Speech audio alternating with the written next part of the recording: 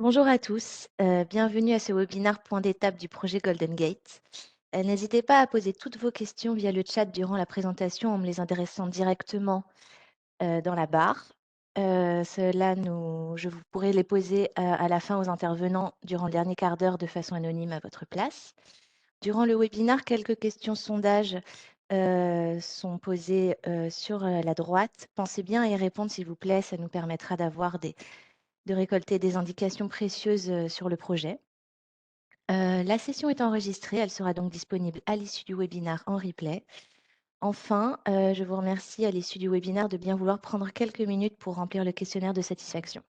Merci à tous et bon webinaire. Muriel? Merci Pauline. Bonjour tout le monde. Bonne année tout le monde. Pour ceux qui ne me connaissent pas, je suis Muriel Nassif. Je suis directrice des opérations MINA. Aujourd'hui, on va vous présenter tout le résultat du travail qui a été fait durant 3 mois. Durant ces 3 derniers mois, nous avons fait beaucoup d'analyses. Il y a eu beaucoup de personnes qui ont participé de chaque type dans les workstreams et dans le travail. Euh, et aujourd'hui, on va vous présenter tous les besoins qui ont été identifiés, tous les changements qu'on veut mettre en place afin d'assurer une transformation et d'assurer toute cette passation vers le nouveau projet Golden Gate. Euh, Aujourd'hui, nous allons vous dire quel est le statut, où nous en sommes dans ce projet et quelles sont les étapes futures. Quelles sont les attentes par rapport à ce projet et ainsi que le plan du travail? Laurent, à toi. Bonjour à tous. Donc, bon, je me présente pas, je pense que tout le monde me connaît. Et meilleurs vœux, notamment aux équipes de Tunis que j'ai pas encore vues cette année, mais ça devrait pas tarder.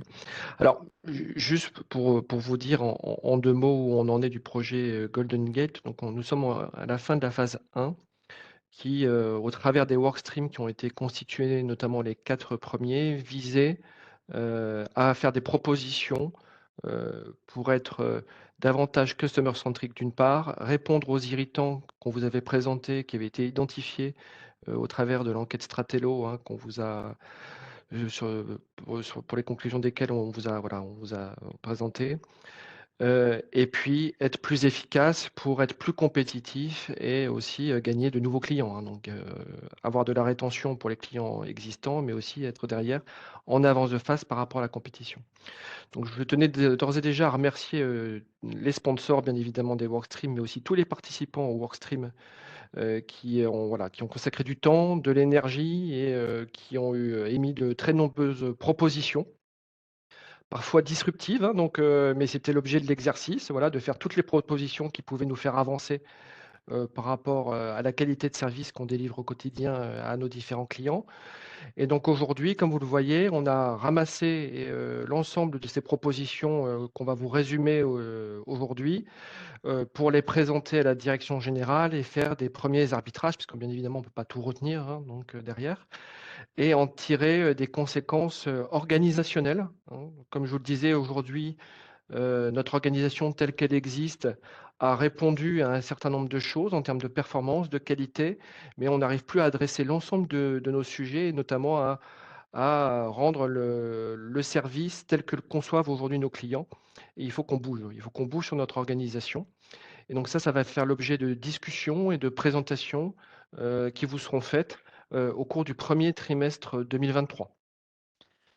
Bien évidemment, l'objectif, une fois qu'on aura décidé, qu'on vous aura présenté cette organisation, ce n'est pas d'appuyer sur le bouton et dire on part dans l'autre sens. On aura effectivement toute l'année 2023 pour mettre en place ces changements, faire les formations, l'accompagnement des collaborateurs, des équipes, des managers pour changer derrière de modèle, passer du modèle qu'on connaît aujourd'hui au modèle qui sera le nôtre demain pour mieux servir nos clients. Et ça va nous occuper effectivement sur l'ensemble de l'année 2023. Au travers des workstreams qui ont été constitués, voilà, des demandes de nos clients, je peux déjà aussi vous indiquer qu'on va ouvrir de nouveaux canaux de communication rapidement. Le chatbot et la messagerie sécurisée autour du deuxième trimestre 2023. Nous allons lancer une nouvelle version de Contact en septembre 2023 en production qui nous permettra d'ouvrir le canal chat, hein, qui est un canal très important en termes d'immédiateté. L'objectif aussi du workstream 3 était de voir comment on va s'organiser ensemble pour pouvoir tenir ce canal et pouvoir répondre aux différentes sollicitations qu'on aura quand on va ouvrir ce nouveau canal. Également, une nouvelle version de l'application mobile et de l'espace assuré qui devrait intervenir à la fin de l'année 2023. Puisqu'on n'a pas lancé le Workstream 5, on attendait de le lancer, on va le lancer avec Patrick d'ici quelques semaines, hein, pas après le fin février, parce qu'on avait des sujets effectivement, et Frédéric vous en dira 2 mots, notamment aux équipes parisiennes, le 17. On avait des sujets voilà, de budgétaires pour voilà, avoir les moyens de nos ambitions. On en a reçu un certain nombre et donc on est en capacité d'accélérer un certain nombre de développements informatiques sur lesquels on reviendra, notamment sur la journée du 17. Et puis après, vis-à-vis des autres bureaux, on vous fera une communication dédiée sur la roadmap et telle qu'on l'envisage. Mais je voulais déjà vous présenter rapidement les évolutions majeures en termes de canaux de communication que nous avons envisagés sur l'année 2023 qui sont actés à la roadmap IT. Je laisse la parole à Chaz et à Kacha sur voilà, les livrables et le rendu du Workstream 1. Merci Laurent. Dans le panel Client Experience and Transformation, nous avons travaillé sur 7 livrables que nous allons vous présenter par la suite. On peut passer sur le slide suivant. Nous avons commencé notre workstream par la présentation des principaux héritons aux participants de nos ateliers. Et cet exercice nous a permis de préparer la liste des attentes de nos clients que nous avons regroupées en 3 catégories: l'accompagnement, l'accessibilité et l'autonomie. Au sujet de l'accessibilité, premièrement, il est important d'avoir l'accès aux informations claires et d'avoir des procédures simplifiées et formalisées dans les garanties. Ensuite, il est nécessaire de développer des accords dans certaines zones et travailler sur la réduction des prix pour nos clients internationaux. Et puis, il est important d'avoir l'accès aux autres canaux de communication. Concernant l'accompagnement, on souhaite avoir plus d'accompagnement pour les sujets sensibles comme la maternité, les high claims, les maladies de longue durée ou même pour les rejets bancaires. Donc, dans les situations qui peuvent générer un stress supplémentaire à nos clients et qui peuvent durer dans le temps. Également, il est nécessaire d'aider le client sans le renvoyer vers un autre centre de gestion, une autre équipe, et réellement de répondre à toutes ces questions. Nous souhaitons communiquer à nos clients les changements de garantie et rendre disponibles les notices sur les espaces clients. Et expliquer à nos clients les différents systèmes médicaux dans leur pays d'expatriation pour éviter les mauvaises surprises. En ce qui concerne l'autonomie, le développement du self-service, la mise en place des nouvelles fonctionnalités sur le site MSH ou même sur l'application mobile, la mise en place du chatbot et FAQ sont indispensables. Les clients RH et les courtiers souhaitent avoir plus d'autonomie et souhaitent voir leur portail évoluer en leur donnant plus d'accès, par exemple, aux factures impayées, aux informations de renouvellement de police ou aux avantages et les options souscrites. On peut passer à la page suivante. Par la suite, nous avons demandé aux participants de nos ateliers s'il est nécessaire de mettre en place de nouvelles enquêtes pour pouvoir mesurer la satisfaction client. Nous étions tous d'accord que l'analyse des enquêtes et mesures existantes est suffisante, comme les réclamations, l'enquête NPS, la procédure B2B, la réitération, les enquêtes biannuelles de notre service qualité, ainsi que les enquêtes achats qui seront disponibles prochainement. Et grâce aux données collectées via ces mesures et le suivi des autres indicateurs, nous serons en capacité de créer un dashboard qui va pouvoir mesurer la satisfaction et l'insatisfaction client. Nous allons mettre en place une alerte qui sera déclenchée lorsqu'il y a une baisse de satisfaction client. Et ça va nous permettre d'anticiper les éventuels départs de nos clients et agir en amont en mettant en place des actions correctrices. Laurent, on peut passer à la page suivante pour visualiser le dashboard, s'il te plaît. Comme vous pouvez voir, nous allons pouvoir visualiser les données par client, par marque, par sujet, par bureau, savoir si les cas ont été justifiés ou pas. On pourrait venir à la page précédente. Merci. Pour nous permettre de mieux suivre les attentes de nos clients au quotidien, nous allons mettre en place 2 dispositifs, comme les audits et les primes à la performance. Nous allons modifier les critères d'audit et en augmentant la fréquence et l'échantillon pour pouvoir se focaliser sur le contenu et sur la qualité de nos réponses. Les primes à la performance intégreront plus d'indicateurs de la qualité que la quantité. Il sera également important d'augmenter le rôle des équipes réclamation. De ce fait, nous allons créer une seule équipe mondiale de disputes qui centralisera toutes les réclamations et analysera les enquêtes NPS. Pour pouvoir accompagner nos collaborateurs dans tous ces changements et pour pouvoir mettre le client au centre de nos intérêts, nous allons renforcer la partie formation. Les changements seront effectués sur 3 niveaux.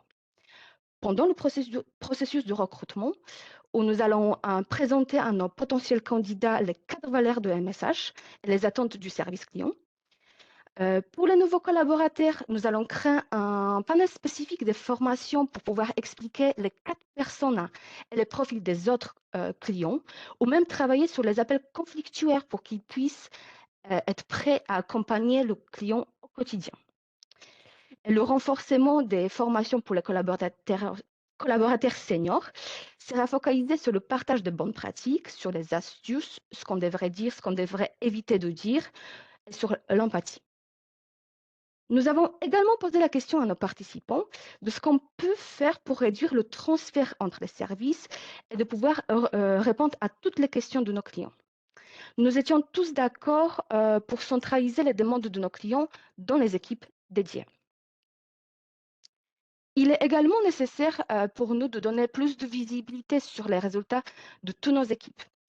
De ces faits, nous allons créer un dashboard simplifié de l'activité qui sera publié sur My Community et qui pourra être visualisé par l'ensemble des collaborateurs.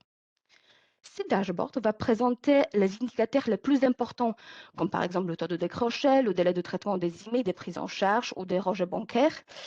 Et grâce à ce dashboard, nous allons pouvoir féliciter l'équipe qui a fait le plus grand progrès dans le mois.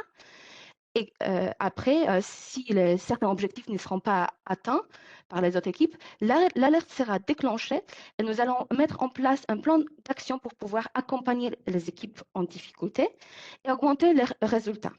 Et ce plan d'action sera défini par la cellule de crise. Et afin d'accompagner les collaborateurs et les managers dans tous ces changements définis par le projet Golden Gate, pour accompagner l'implémentation des nouveaux outils digitaux, piloter la satisfaction et l'insatisfaction client, assurer une veille active sur les évolutions du marché, nous allons créer une nouvelle équipe dédiée de transformation et expérience client. Merci.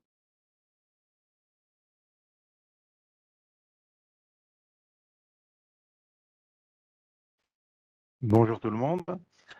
Je prends la main avec Audrey pour vous présenter les travaux du workstream End-to-End Process.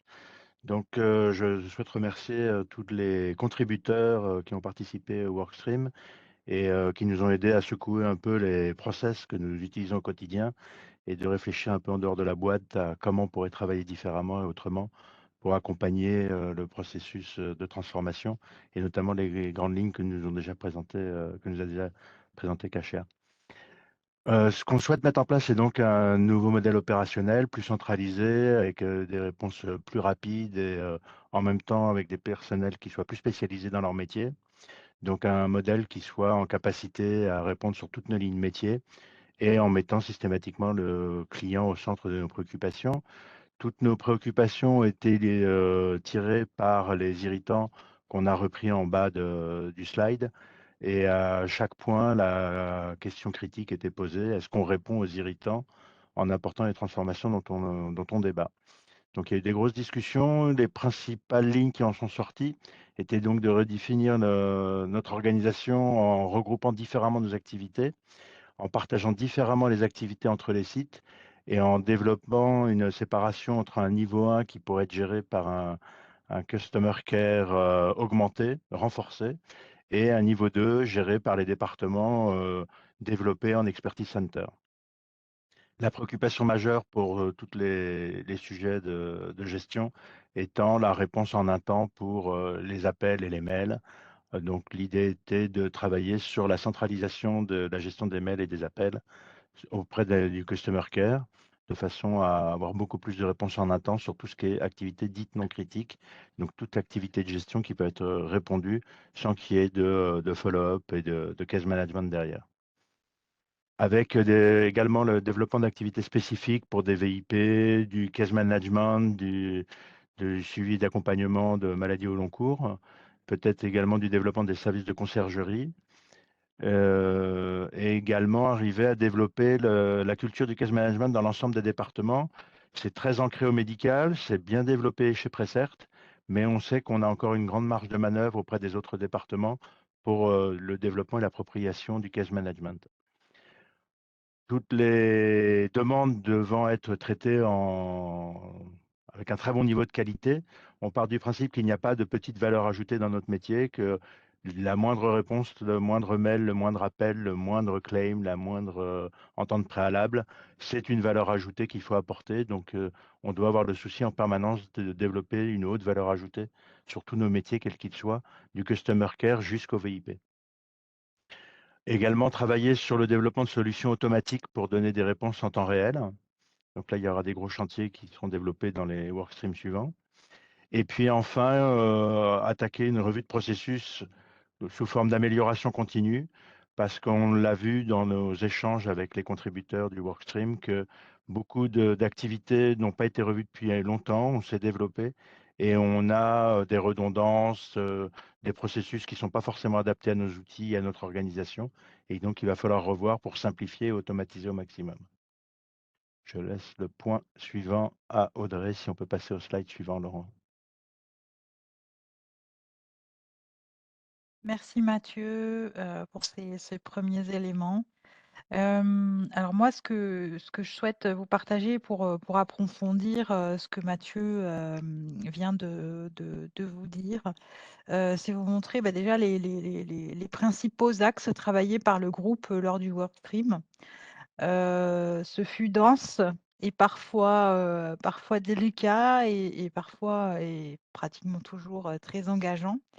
Vous vous en doutez, ce workstream a été, apporté beaucoup d'idées que nous avons regroupées en 3 objectifs précis, avec plus de centralisation pour les activités à haute fréquence et qui ont un délai court et harmoniser en rendant les services plus efficients.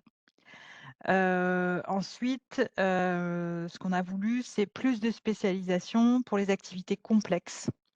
Et un renforcement du suivi en case management au sens large pour les cas sensibles ou les cas définis comme tels. C'est-à-dire les cas où on se dirait, ça, c'est un dossier qu'on veut suivre particulièrement, il peut faire partie d'un case management qui serait élargi par un case management uniquement au médical. Le 3e principe retenu est de construire une organisation à partir de plus d'humanisation et de plus de personnalisation des services clients, en ayant, comme on l'a déjà dit, une réponse adaptée en une fois, avec des parcours spécifiques, comme par exemple pour les VIP, ce qu'on est en train déjà de lancer. Notre stratégie générale, c'est de renforcer le customer care, parce que c'est là que beaucoup de choses se jouent, et d'avoir des centres d'expertise avec des agents dédiés à certains clients et certains portefeuilles, comme c'est attendu. 4 piliers sont apparus comme déterminants dans la réussite de l'évolution de notre organisation. La première, qui est une nouvelle stratégie de réponse de haute efficacité, via une demande de réponse de suivi personnalisée, avec une seule gestion des flux, une seule équipe qui répond à l'ensemble des demandes. Le 2e pilier, c'est l'amélioration de nos outils et plus d'automatisation. On sait que vous l'attendez et qu'au quotidien, vous avez besoin d'outils réactifs, performants, et que ça fait partie des besoins pour que vous puissiez délivrer une prestation de qualité à nos clients. Votre confort à ce niveau-là, c'est le confort de nos clients. Donc, on a bien conscience de ces enjeux-là. Ensuite, le 3e pilier qui est remonté dans le groupe, c'est de s'orienter vers un état d'esprit nouveau, mais surtout d'harmoniser notre culture d'entreprise en se disant, bah voilà, une entreprise, un MSH égale une équipe. Voilà, que tout le monde puisse se retrouver, qu'on travaille moins en silo, partage plus.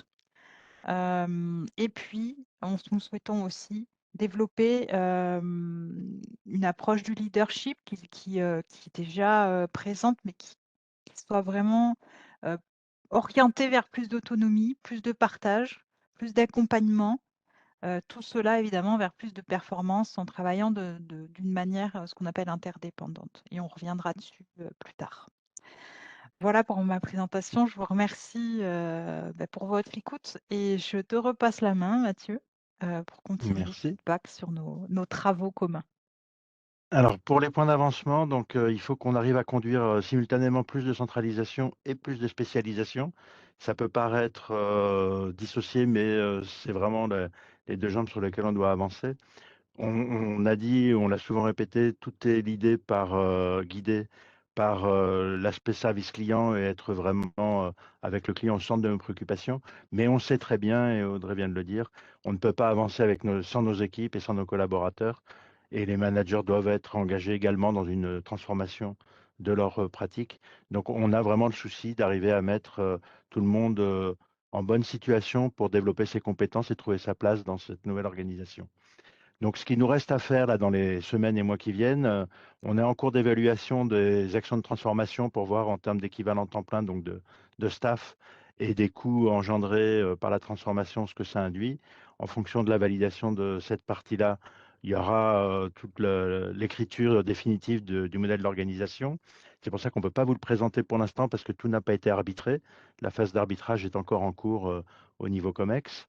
Ensuite, il y aura un développement, donc, comme on l'a dit, du customer care pour arriver à développer des actes de gestion et des capacités à répondre en un temps beaucoup plus développé et structuré avec le customer care. Donc là, il y aura un gros travail de formation et de montée en compétences et d'accompagnement. Simultanément, de développer vraiment les autres départements en termes de centres d'expertise pour la gestion et le suivi des dossiers complexes ou sensibles.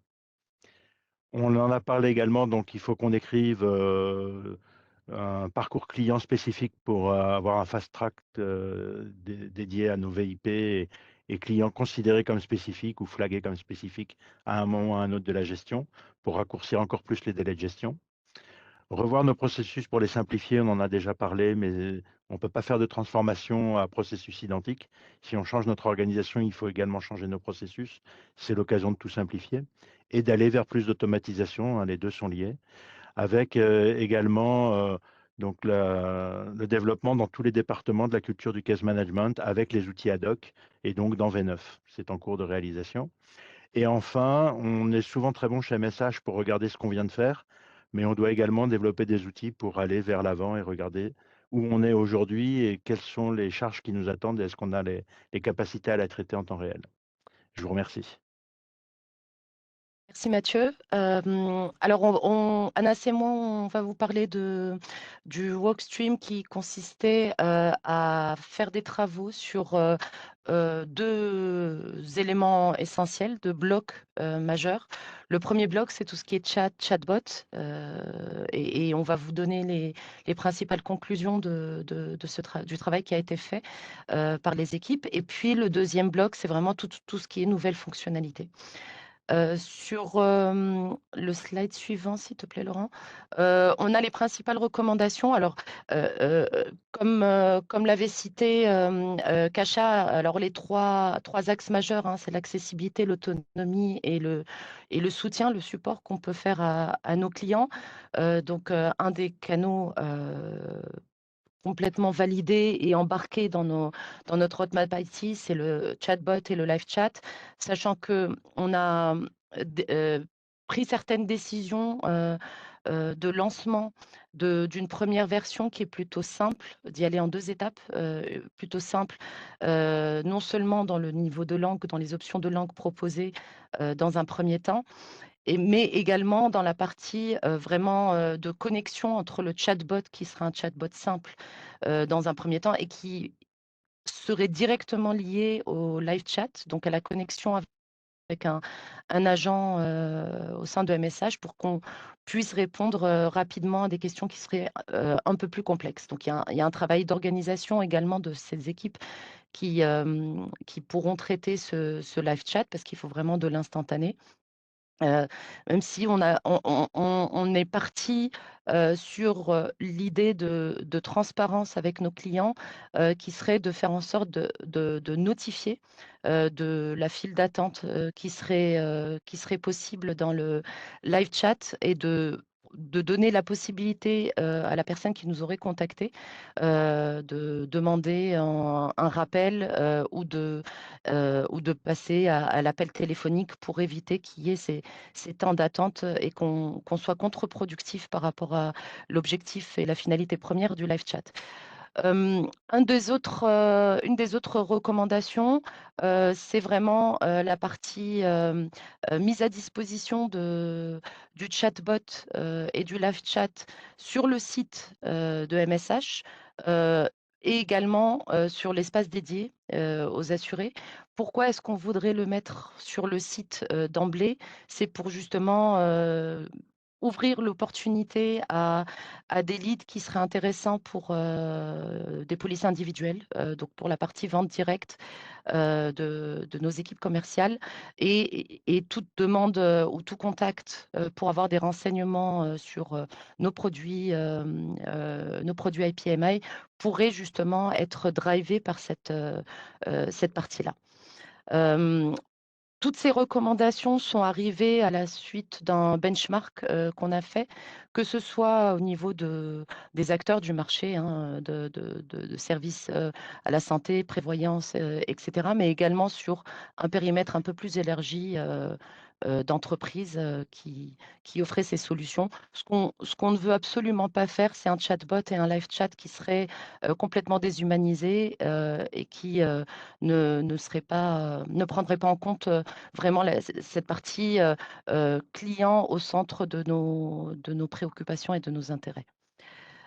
Sur le slide suivant, on a les trois principaux axes en fait du deuxième bloc, disons-le comme ça. Il y a le premier bloc qui est le self-care.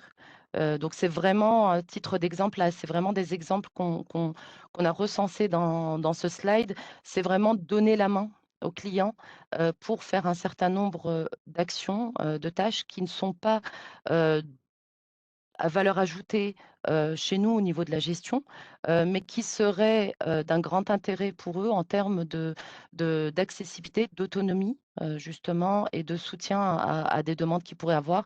Donc, typiquement, leur donner la main pour rajouter un document qu'on aurait demandé pour une demande de remboursement qu'ils auraient soumise et qu'ils le joindraient directement à la demande.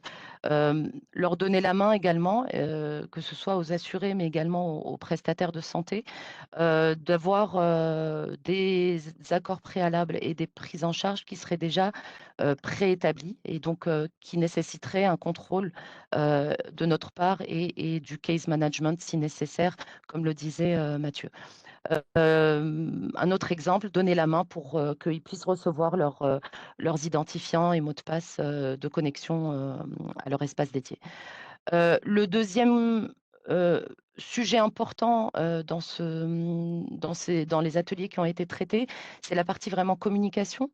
Donc là, vraiment, on englobe dans ce bloc des nouvelles fonctionnalités comme des messages qui parviendraient, des SMS qui parviendraient à nos clients, à nos assurés pour soit leur faire des rappels sur certaines informations qui nous manqueraient et qui permettraient de débloquer soit une affiliation ou une prise en charge ou un dossier, un claim, une demande de remboursement, ou pour les informer d'une action qui a été faite de notre part. Donc, typiquement, on a envoyé une prise en charge, ils recevraient un SMS de confirmation et qui les invite à voir les détails sur leur espace assuré.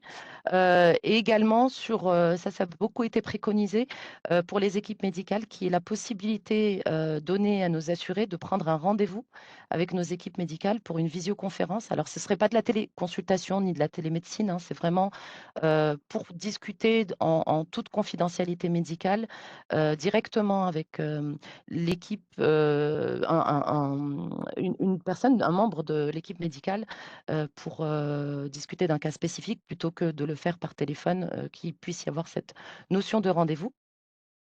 Et puis la dernière grosse thématique du workshop, c'était vraiment tout ce qui est nouvelles fonctionnalités. Donc là, typiquement, on a les paiements à travers des solutions mobiles.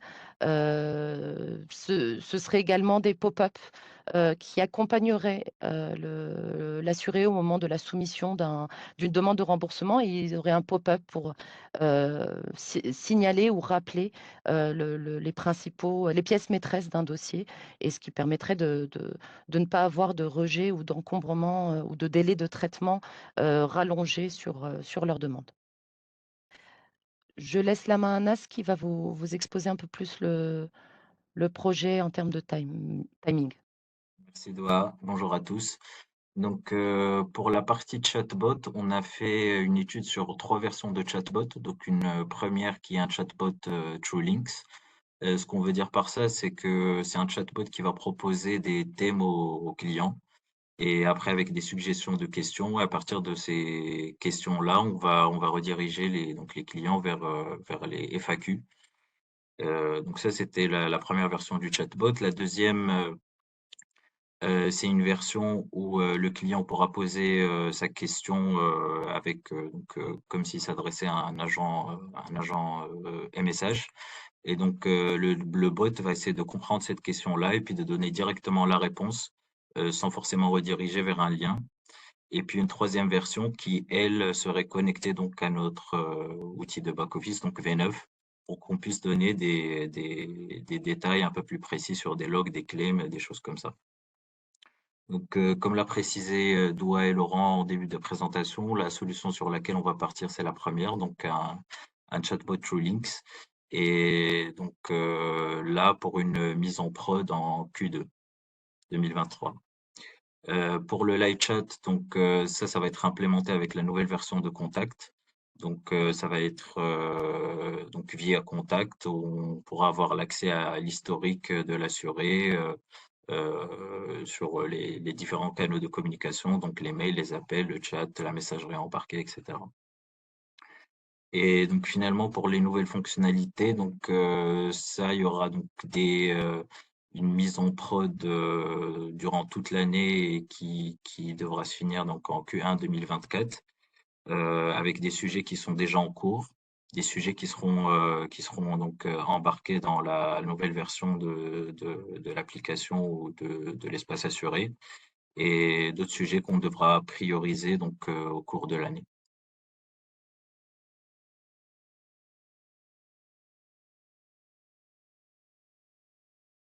Je laisse la main à Muriel et Audrey.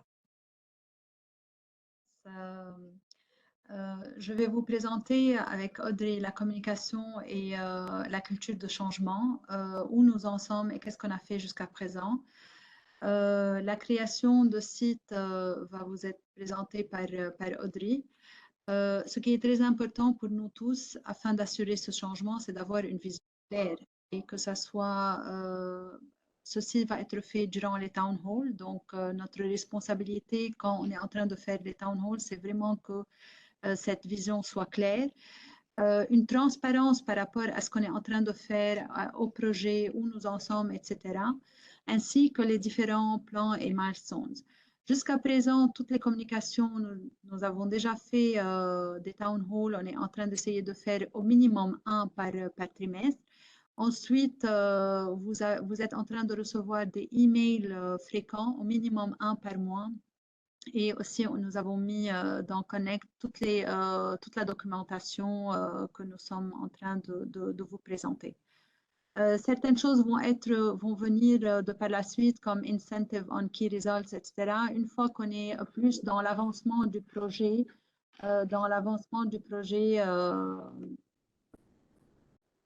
tout au long de cette année. Si on passe à la page suivante, voilà, merci. Donc, Comme on le sait tous, il y a une ambition, une vision, c'est One MSH, une entreprise qui a la même culture et on est tous basés sur Customer Centricity. Donc, on met le membre au centre de nos activités. Comment ça va se passer? Il va y avoir plusieurs piliers pour assurer ce projet de transformation. La première est la communication. Donc, on a deux flux de communication, top-down et down-top. Donc, le but est vraiment d'avoir vos feedbacks, d'avoir vos ressentis et de s'assurer, grâce à nos ambassadeurs, grâce à nos sponsors, grâce aux emails, ou bien vous pouvez tout de suite nous contacter, Audrey et moi, de savoir s'il y a quelque chose qui ne va pas par rapport à ce changement et d'adapter tout de suite le besoin. Le changement, ensuite, le deuxième pilier, c'est le support des directeurs et ensuite de nos collaborateurs et le support par rapport à tout le monde. Parce qu'il va y avoir une certaine performance qui va changer, de la productivité qui va changer quand une personne fait le même travail et ensuite elle va faire un nouveau travail. Donc, sûrement, il va y avoir une période transitoire par rapport à tout ça. Nous allons mettre une façon de célébrer et d'assurer que nos employés sont bien reconnus par rapport à leur productivité, à leur performance, etc. et to have the good achievement, comme on dit. Ensuite, un des piliers, c'est les best practices. Ce qui est très important, c'est que quand chacun de nous peut-être vient d'un monde différent, etc., mais le but est de connaître quelles sont les best practices, quelles sont les pratiques courantes et quelles sont les améliorations qu'on doit mettre en place afin d'assurer ce changement. Donc, il y a certains, comme on dit, on peut faire le même travail chaque fois, mais à un moment donné, il faut le faire différemment pour avoir ce changement. Il va y avoir une autonomie par rapport à tous nos collaborateurs. C'est-à-dire, pas chaque chose doit revenir au manager pour avoir le oui et non. Chaque personne va avoir une certaine autonomie pour décider et pour continuer le travail. Chaque jour ou bien chaque semaine, tout dépend du manager, il va y avoir des real-life examples et où il va y avoir un certain debriefing où on va partager les erreurs qui ont été faites afin d'améliorer et d'assurer une continuité dans l'amélioration. Parce qu'on va apprendre de nos erreurs et on va aller de l'avant afin d'assurer que tout ce qu'on met en place répond à notre mission et notre ambition qui est Customer Centricity. Afin d'assurer ce changement, si on peut dire, le plus important pilier, c'est le culture change. Le culture change nous donne de bons résultats à nos membres et à nos clients, tant au niveau de l'innovation que nous allons offrir, les améliorations de procédures, de l'efficacité de notre travail, ainsi que notre adaptabilité au changement. Donc, c'est vraiment un résultat positif. Comment ça va être ce changement de culture? Il y a deux grands piliers. Le changement de structure organisationnelle avec une approche matricielle.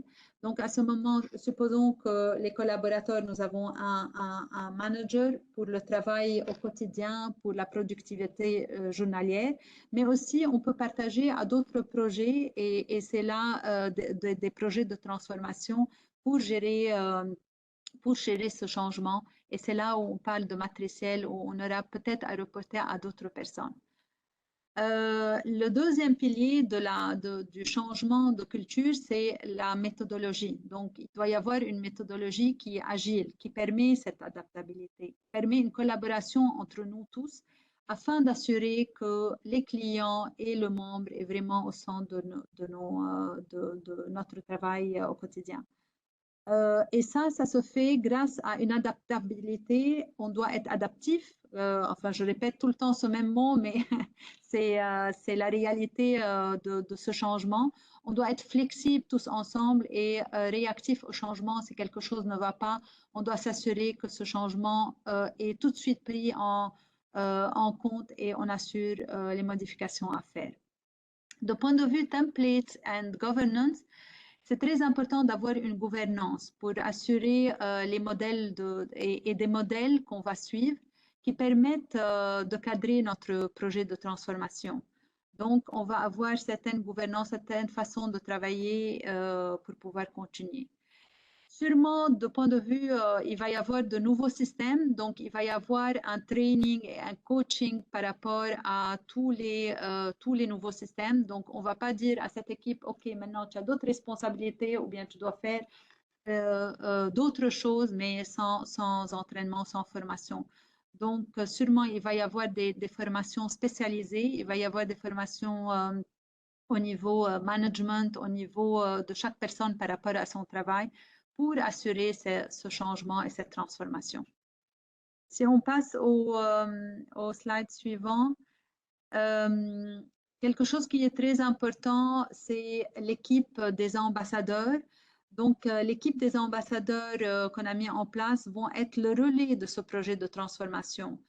Vous pouvez nous contacter directement, Audrey et moi-même, ou bien vous pouvez envoyer à Golden Gate email ou bien via WebEx.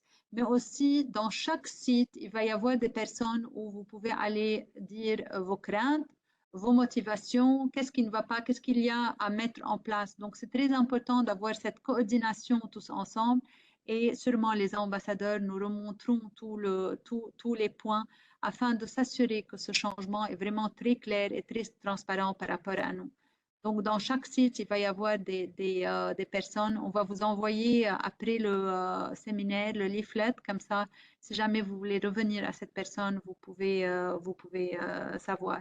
Donc, c'est très important de donner donner votre feedback, les attentes de chacun. Et le but est d'encourager chacun de nous à collaborer et afin d'assurer ce changement. Audrey, à toi. Merci Muriel pour tous ces éléments. Alors moi, je suis vraiment très très heureuse de vous présenter, de vous montrer la réalisation du mini site internet qui est dédié au Golden Gate. Vous envoyez voilà l'image à l'écran. Un grand merci au groupe de travail qui s'est investi et qui, voilà, qui a tout fait pour que ce canal de communication existe, ainsi que notre équipe marketing qui s'est donnée à fond pour répondre à nos attentes et dans un délai court. On a essayé vraiment de suivre les recommandations du groupe projet qui a souhaité qu'il soit esthétique, clair et surtout fun. Alors on a entendu cela et c'est une fierté pour nous tous qu'il soit créé ainsi. Car ça fait partie de vos attentes et surtout ça amorce une nouveauté dans la culture, que ce soit intégré, ce côté fun pour que ce soit plus proche de vous et plus en lien, en commençant par les liens entre personnes dans l'entreprise qui seront représentatifs aussi des liens plus proches qu'on veut créer avec nos clients et nos prospects, le cas échéant. Alors, pour faire court, dans le site, nous pourrons publier des stories, communiquer via un chat. Vous pourrez y trouver toute la documentation concernant le projet qui est en partie non connect mais qui sera là, ainsi que tous les webinars liés au Golden Gate. Il sera ouvert d'ici le début de la semaine prochaine, très rapidement. Et voilà, nous nous sommes dotés d'un premier outil 2.0 adapté aux nouvelles techno et puis permettant une communication voilà, plus fun comme attendu par l'ensemble des équipes. Nous espérons surtout qu'il sera un lieu d'échange et que vous y trouverez toutes les informations souhaitées.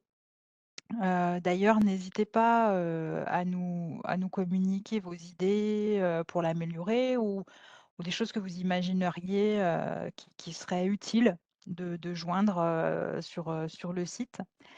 Je profite aussi de ce moment pour vous dire que nous allons échanger à propos de la culture d'entreprise, que nous allons lancer des sondages pour en parler et puis aussi échanger via des ateliers. Donc surtout lorsque vous recevrez les sondages ou les invitations aux ateliers, montrez-vous présent. C'est grâce à ça qu'on va pouvoir être au plus près du terrain répondre à ce qui est attendu et puis partager la vision et faire en sorte que ce projet soit une réussite pour nous tous et qu'on soit tous impliqués. Donc voilà dans quel sens nous souhaitons aller sur le change. Voilà, merci pour votre écoute. Et puis, si vous avez des questions, allez-y. Merci à tous. Encore une fois, merci aux sponsors et puis aux contributeurs. On vous a résumé donc les travaux des 4 workstreams, mais qui sont vraiment un résumé d'un travail qui a été extrêmement fourni, fouillé et documenté. Donc il y a énormément de matière derrière les quelques slides qu'on vous a présentés et qui vont nous permettre, sur lesquels on va s'appuyer pour construire la feuille de route qui va s'ouvrir. Donc comme vous l'avez compris, la phase 1 du projet est terminée, mais qui est, je dirais pas que la phase la plus facile, mais on a un pied sur le pont qu'on vous présente là en visuel, et il faut aller là-bas. Donc, il y a ce chemin-là à parcourir ensemble avec vous, à la fois en redéfinissant donc notre organisation, en prenant le temps qu'il faudra, parce que bien évidemment, la phase de transition est importante, et il est hors de question qu'on ait une performance et une qualité de service moindre pour nos clients. Donc, il y a aussi cet enjeu-là hein, de passage et de transition d'un point A vers un point B tout en maintenant une performance de qualité et de haut niveau. Et donc, tout ce travail-là, on va l'engager. Et donc, c'est la raison pour laquelle la prochaine étape, effectivement, sera de vous présenter dans les prochaines semaines l'organisation cible qui sera retenue et qui se mettra en œuvre progressivement avec vous, à vos côtés, grâce à vous, au cours des prochains mois, en ayant bien évidemment en tête l'aspect organisationnel, visant à trouver une organisation qui réponde à nos enjeux clients et aussi, comme on l'indiquait, en accélérant sur le digital et l'informatique pour qu'on ait les 2 leviers et qu'on puisse réallouer nos ressources humaines, nos compétences, là où nos assurés et nos RH, nos courtiers, nos providers nous attendent. Donc ça, c'est l'enjeu qui s'ouvre aujourd'hui et sur lequel on reviendra, comme je vous disais, dans les toutes prochaines semaines, et on est bien évidemment à votre écoute pour toutes les questions que vous pouvez nous poser. Merci Laurent, merci à tous. Donc en effet, on a eu beaucoup de questions. Donc la première, quels moyens concrètement pour le Customer Care? Plus de personnes, plus de recrutement, comment absorber toute cette nouvelle charge? Alors, il y a un principe simple hein, qu'on va retenir et qu'on a déjà de toute façon étudié, hein, c'est que à tout transfert de charge équivaudra un transfert de ressources ou création, peu importe. Il est hors de question de transférer de la charge à une quelconque équipe sans qu'il n'y ait pas la ressource équivalente en face. Donc, c'est pas du plus avec moi en Customer Care, c'est voilà, en fonction des activités qui sont transférées au Customer Care, il y aura bien évidemment les ressources nécessaires pour pouvoir les prendre en charge. Merci. Avec la création de l'équipe VIP, y aura-t-il de nouveaux postes ouverts? Niveau département, va-t-il y avoir des changements cassures comme par le passé? Alors, bien évidemment, je suis transparent avec vous, il va y avoir des changements. Je veux dire, c'est l'objectif derrière. C'est pas des changements on va pas s'amuser à changer pour changer, hein. Il y a un vrai objectif, comme vous l'avez compris depuis plusieurs mois, d'être davantage tourné vers nos clients avec un S, hein, pas seulement les assurés, hein. On a déjà cité les différents publics qu'on avait et donc il va y avoir des évolutions, derrière d'organisation, dans le périmètre d'un certain nombre de départements, de directions et de bureaux. Comme je l'indiquais aussi,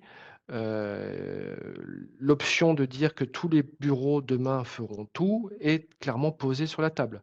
Elle s'est soumise à arbitrage, mais bien évidemment, comme le disaient Mathieu et Audrey, il y a des fonctions qui vont être centralisées, des fonctions qui vont être partagées pour une meilleure personnalisation du service et donc ça va amener effectivement des évolutions.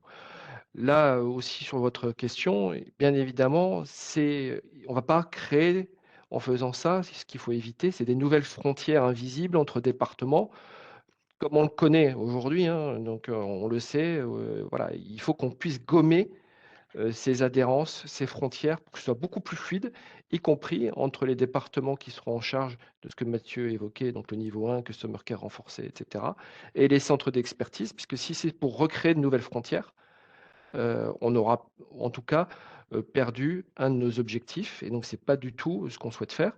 Et donc, dans l'organisation qu'on va mettre en place, on va créer, comme le montre encore le visuel, des passerelles fortes qui n'existent pas aujourd'hui entre les centres d'expertise et les autres départements qui seront notamment en front avec nos différents clients. Ce qui amène directement à la question suivante. Tous ces changements vont-ils permettre la création de nouveaux postes et des ouvertures de postes en interne afin de participer à ces changements qui paraissent intéressants? Oui.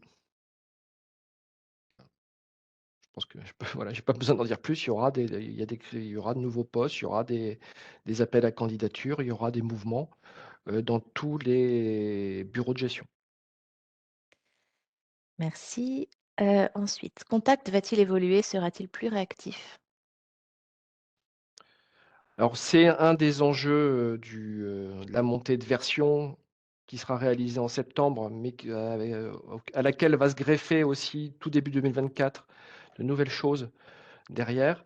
Notamment, bon, on sait que sur l'ergonomie de l'interface mail, elle est perfectible, voilà, pour être poli. Et donc, ce que nous a montré l'éditeur va dans le sens de l'amélioration, effectivement, de la gestion des emails, des recherches, quelque chose qui ressemblera plus à une messagerie telle qu'on la connaît aujourd'hui. Ce sera peut-être pas immédiatement embarqué dans la montée de version de septembre, mais dans un module que j'évoquais tout à l'heure, qui sera derrière plugué début d'année 2024. Et donc, c'est vraiment l'enjeu. Et c'est là-dessus qu'on se bat vis-à-vis de l'éditeur pour faciliter votre travail au quotidien, notamment sur la fonctionnalité mail, qui, encore une fois, est très largement perfectible, je le sais. Y aura-t-il une amélioration des outils informatiques en général? Comment être performant lorsque nous avons régulièrement des problèmes avec V9, problèmes de serveur, blocage de section, entre autres? Mm. Alors, il y a plusieurs points là, en fait, parce il y a plusieurs sujets. Et ça, notamment pour les équipes parisiennes, on en reparlera assez largement la journée du 17, donc je ne vais pas forcément m'étendre. Il y a un sujet général de stabilisation de la performance, parce que parfois on pense que c'est V9 ou Contact, mais finalement c'est le réseau qui plante et qui derrière fait mouliner tout le reste. Donc ça, il y a un travail de fond, je m'y attarde pas, on va en reparler le 17. On a un travail qui a été engagé d'avoir moins d'outils de gestion pour faciliter le travail au quotidien. Et Mathieu l'a évoqué rapidement, donc on est plus très loin d'arrêter Magenta pour l'avoir dans V9. Ça fait quand même un outil en moins. Et il y a un travail à la fois sur les bugs V9, mais ça c'est du run sur lequel bien évidemment l'équipe informatique est complètement mobilisée, mais aussi, ce que je vous disais, c'est qu'on met les feux sur l'application mobile, l'espace assuré sur 2023, parce qu'il y a, voilà, il y a une vraie valeur ajoutée client, hein, si j'ose dire. Mais bien évidemment, on n'a pas oublié le côté back-office. De toute façon, le front et le back sont intimement liés parce qu'en tout cas, il y a énormément de workflow entre les deux systèmes. Et donc, on va engager dès le second semestre 2023, et encore une fois, on va vous en reparler avec Patrick, donc je ne m'y attarde pas, un travail de fond pour améliorer et moderniser le back en lien avec le front. Avec un parti pris qui est bien évidemment on ne va pas changer de logiciel. On a déjà eu 2 échecs en essayant de travailler sur de partir sur des logiciels éditeurs pour remplacer V9. Là, on n'est plus du tout sur ce schéma-là. On est sur un sujet de modernisation de V9 qu'on vous expliquera mardi. Merci. Est-ce qu'au sein d'une même équipe, tout le monde fera tout? Alors, au sein d'une même équipe, on va effectivement revoir, notamment dans le Customer Care, les activités, puisqu'on va y allouer des activités, comme le disaient Mathieu et Audrey, de back-office pour fluidifier la réponse aux assurés, plutôt que de dire bah, j'envoie à un tel département, j'attends qu'il me réponde, il me répond et après je réponds à l'assuré. Donc, on voit bien le jeu de ping-pong et ce qu'il faut casser pour effectivement être beaucoup plus réactif et trouver l'organisation adéquate. Est-ce que tout le monde fera tout au sein de la même journée? Non, parce qu'il faut quand même il y a des sujets de planning, de capacité à respecter. Il y a des sujets d'habilitation hein, aussi. Je ne vous cache pas qu'à un moment, on avait même pensé loger la mise à jour des coordonnées bancaires dans le Customer Care. Cette idée n'a pas été retenue pour des raisons que vous comprenez bien. C'est que là, on est vraiment trop loin dans l'équipe unique avec des droits qui seraient de pouvoir faire des, vous le verrez, peut-être des ajustements claims, peut-être des ententes préalables, peut-être etc. Et si en plus on y loge les coordonnées bancaires, là, en fait, on est trop loin dans le périmètre qu'on souhaite faire avec des risques derrière en termes de contrôle interne qui ne sont pas maîtrisés. Donc, on est en train de, voilà, de travailler avec les équipes sur quel est la bonne frontière, le bon périmètre, avec des niveaux d'habilitation différents, mais aussi ça amène plus de polyvalence où des personnes ne feront pas que du téléphone et du mail pendant toute l'année, mais seraient peut-être amenées à faire d'autres choses selon le planning qui sera défini et les missions confiées. Donc ça amène aussi, donc, comme je vous disais, plus de polyvalence et un intérêt plus important aussi au métier. Que va-t-il se passer concrètement au niveau du Customer Care? Alors, je ne peux pas aller trop loin parce que j'en ai déjà dit beaucoup derrière. Pourquoi je ne peux pas aller trop loin? C'est que tout n'est pas complètement arrêté. Ça, c'est le premier point.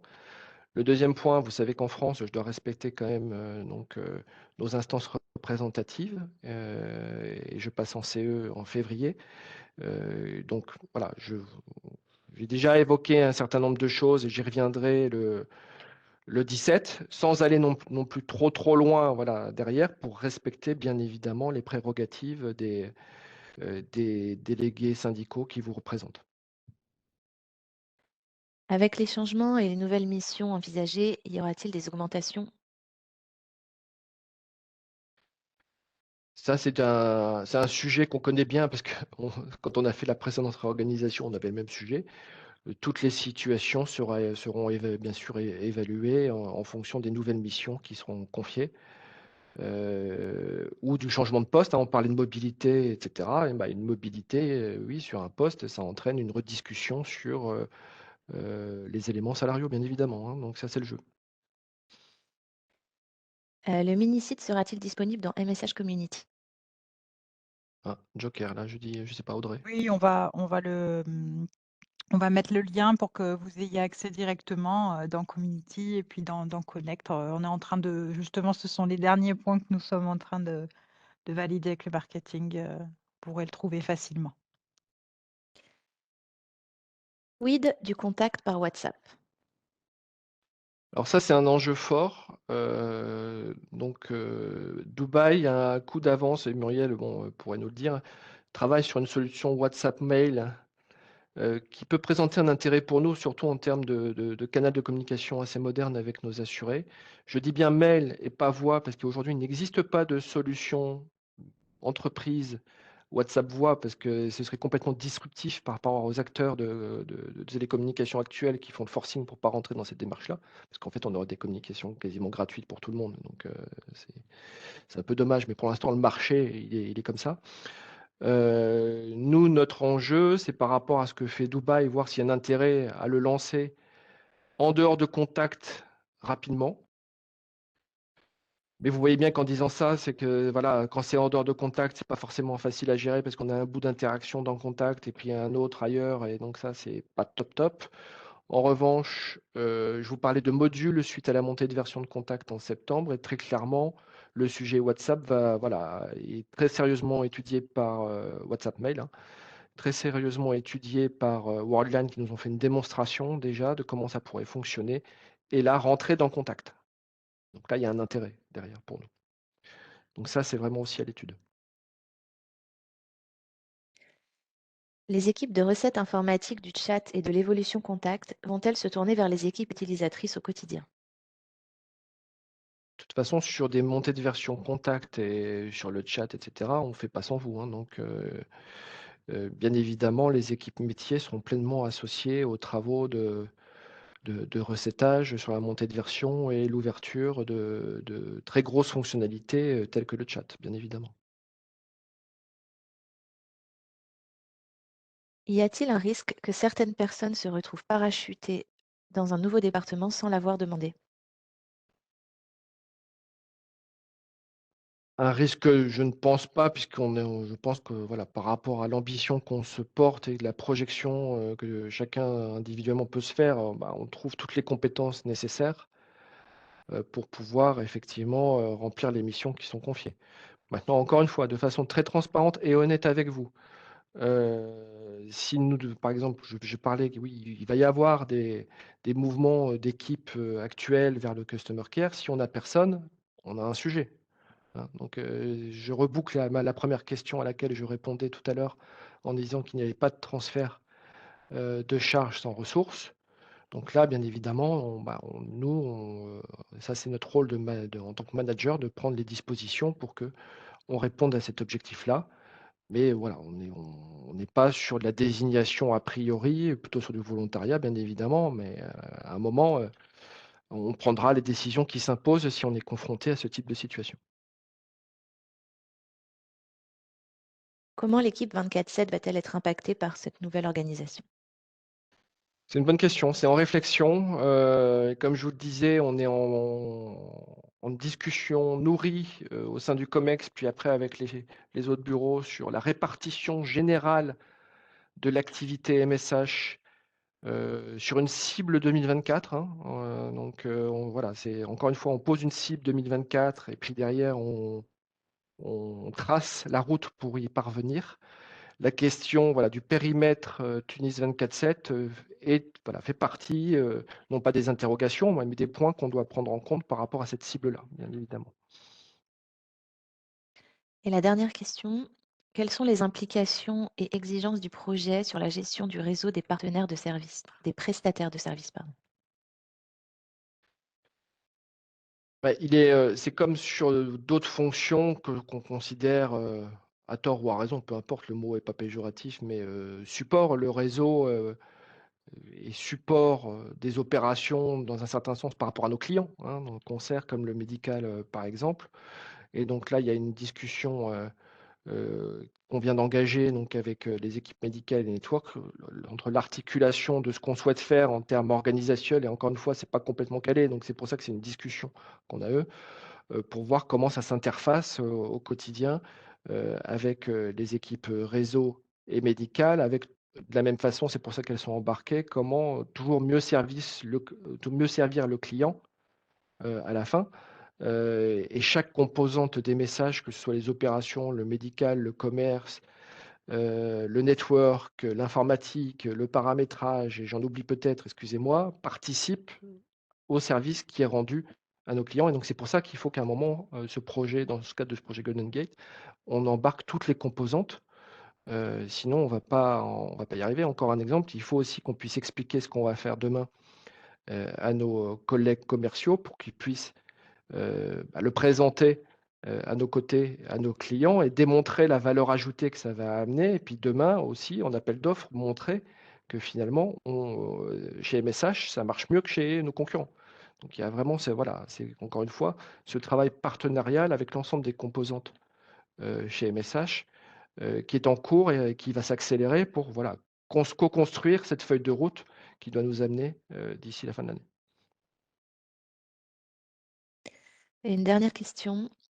Va-t-on placer des radioboutons sur l'outil de gestion, créant des rayonnements clairs et précis afin de faire traiter par les équipes de manière qualifiée et qualitativement et rapidement sans surcharger le service de complaint ou de souscription? Alors, elle est peut-être un peu Ouais. précise celle-là. Je pense qu'on la traitera à l'écrit plus tard. Ouais. Ok. Donc, on arrive au terme de ce webinaire. Les questions ont toutes été prises. Si jamais vous en avez d'autres qui vous viennent, n'hésitez pas à nous les remonter en passant par vos ambassadeurs ou à nous contacter directement. Merci à tous pour votre attention. Merci à vous. Puis donc à très vite, en tout cas, au 17 pour les équipes de Paris, puis à Tunis très vite aussi. Merci à vous. Bonne journée. Merci. Bonne journée. Merci. Au revoir. Merci à Merci, bonne tous. journée. Bonne journée.